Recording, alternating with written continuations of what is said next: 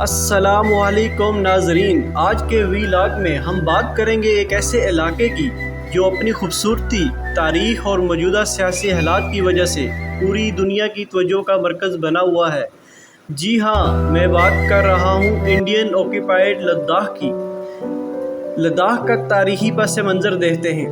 لداخ کا شمار قدیم زمانے سے تہذیبی اور مذہبی لحاظ سے اہم علاقوں میں ہوتا ہے۔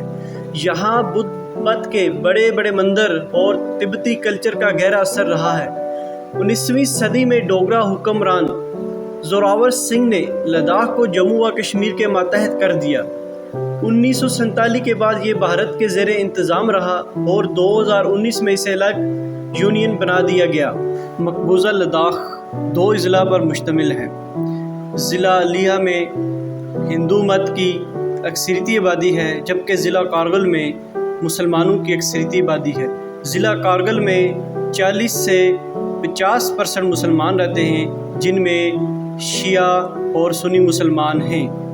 حالیہ دنوں میں لداخ میں بڑے مظاہرے ہوئے۔ مظاہرین کے مطالبے ہیں کہ لداخ کو ریاست کا درجہ دیا جائے، آئین کے 66 شیڈول میں شامل کیا جائے اور مقامی روزگار و زمین کے حقوق کو محفوظ کیا جائے۔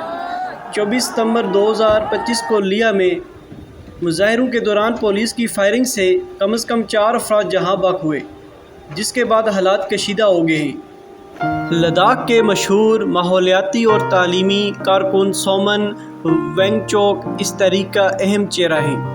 ان کے کردار پر بالی ووڈ نے ایک فلم بنائی تھی جس میں رنچو کے نام سے عامر خان نے کردار ادا کیا تھا۔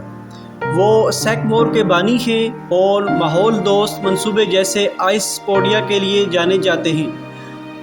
وانگچوک نے لداخ کے حقوق کے لیے بھوک ہڑتال بھی کی ہے۔